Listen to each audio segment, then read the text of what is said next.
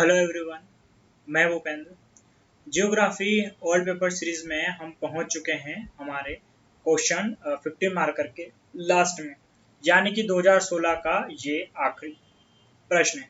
इससे पहले हम 2014 और 15 कंप्लीट कर चुके हैं और इसी वीडियो के साथ में 2016 तक हमारा पूरा कंप्लीट हो जाएगा। जो बच्चे शुरुआत में जुड़े हैं तो उनको काफी फायदा भी हुआ होगा और धीरे धीरे ही सही एक क्वेश्चन हम डेली का यहाँ पर लेके चल रहे हैं, लेकिन अब आपको पता पड़ेगा हम 3 साल के पेपर यहाँ पर कंप्लीट कर चुके हैं।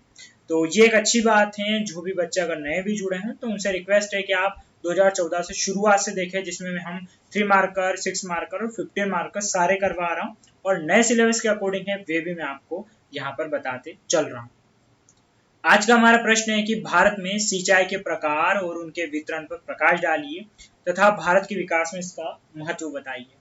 अब देखिए, सबसे महत्वपूर्ण चीज ये है कि इसमें पूछा है भारत में सिंचाई के प्रकार।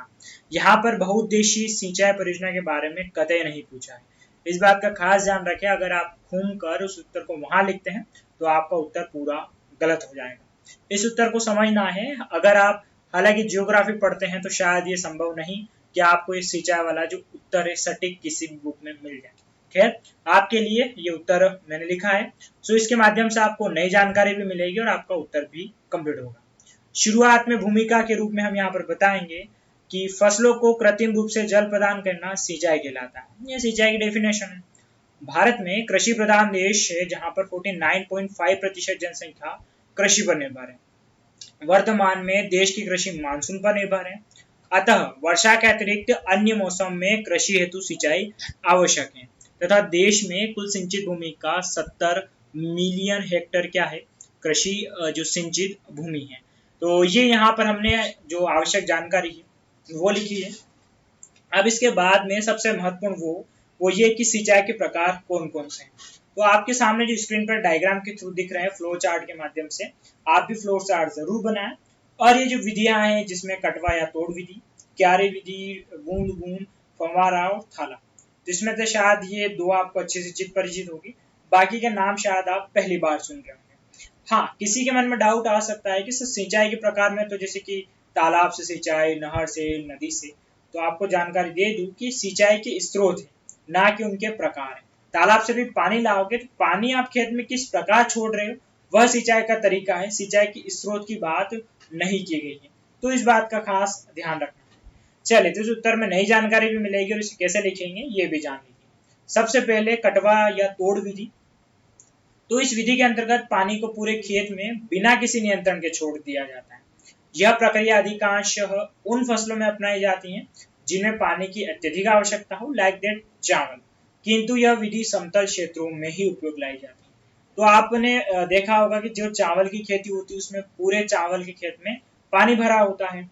तो यहाँ पर जिन फसलों को ज्यादा पानी की आवश्यकता है उनके लिए ऐसा प्रयोग किया जाता है, खासकर चावल। लेकिन सबसे महत्वपूर्ण कि खेत समतल होना चाहिए, क्योंकि अगर समतल ना हुआ, ढलान जैसा भी हुआ थोड़ा बहुत, तो पानी फिर एक जगह इकट्ठा हो जाएगा। तो ये सबसे पहली कटवा या तोड़ विधि समझ में आई होगी आपको। और वितरण की बात करें तो वितरण वही जिन राज्यों में चावल अधिक होता है, जैसे कि यूपी, बिहार, पश्चिम बंगाल जैसे राज्यों में विस्तृत है। तो यहाँ पर इस उत्तर में हमें क्या करना है, वितरण को भी हम साथ में लेके चल रहे हैं, अलग से वितरण नहीं बताएंगे, प्रकार और वितरण बिल्कुल हमारे साथ साथ में चलेंगे। इसके बाद बात करें क्यारी विधि की, तो क्यारी विधि से तो शायद अच्छे खासे बच्चे परिचित होंगे इसमें से। यह भारत में सर्वाधिक प्रयोग की जाने वाली प्रणाली, जिसमें खेत को कई क्यारियों में विभक्त किया जाता है तथा क्रमानुसार एक नाली जो सभी क्यारियों से जुड़ी होती है पानी छोड़ा जाता है। यह प्राय मैदानी क्षेत्रों में प्रयोग की जाती है। आपको पता होगा कि जो खेत होता है उसमें कुछ इस प्रकार की क्यारियां बनाई जाती हैं और इस क्यारी में यहाँ पर एक मेन क्यारी इनसे जुड़ी होती है जिससे इन सब में क्या जाता है, पानी जाता है। तो ये बेसिक है और सर्वाधिक यही प्रयोग की जाती है।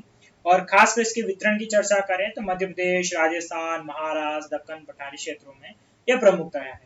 ओके, तो क्यारी विधि भी आपको यहाँ पर क्लियर हुआ होगा, इसे किस प्रकार से लिखना है ये भी आपको पता पड़ा होगा।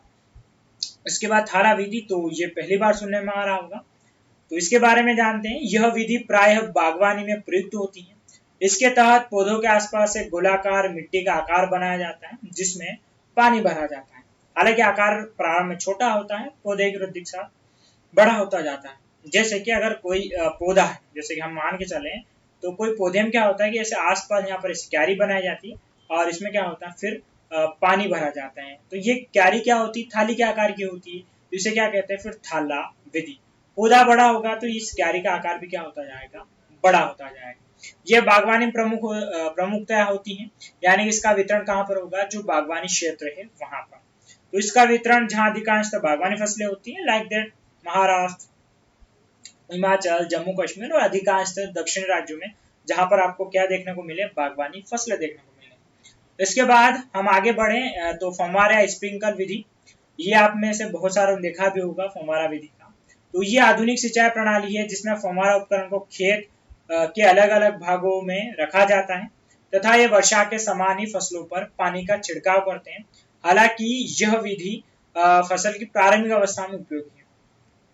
देखा होगा आपने, जैसे खेत है तो खेत में से अलग अलग जगह फव्वारे लगा दिए जाते हैं और इनसे क्या होता है कि जो पानी है, इस पानी का छिड़काव पूरे खेत में से होता रहता है। लेकिन इसमें ये बात की प्रारंभिक अवस्था में इसलिए क्योंकि अगर फसलें बड़ी हो, जैसे कि गन्ना हो गया या मक्का हो गया, उनमें काम नहीं करता है। इसका कारण ये है कि फव्वारे से जो पानी जाएगा फिर वो ऊपर ही पत्तियों पर रह जाता है, वहीं से वाष्पीकरण हो जाता है, जहां जड़ में जो पानी चाहिए वहां तक नहीं जा पाता है। तो यहाँ पर यही बात कि इसका वितरण किसी क्षेत्र विशेष में नहीं, हालांकि वर्तमान में विधि कुछ ही कृषकों द्वारा प्रयोग की जाती है, तो इस विधि का आपको प्रयोगकर्ता ज्यादा नहीं मिलेंगे। इसके बाद में आखिरी है डीप ड्रिप या बूंद बूंद प्रणाली।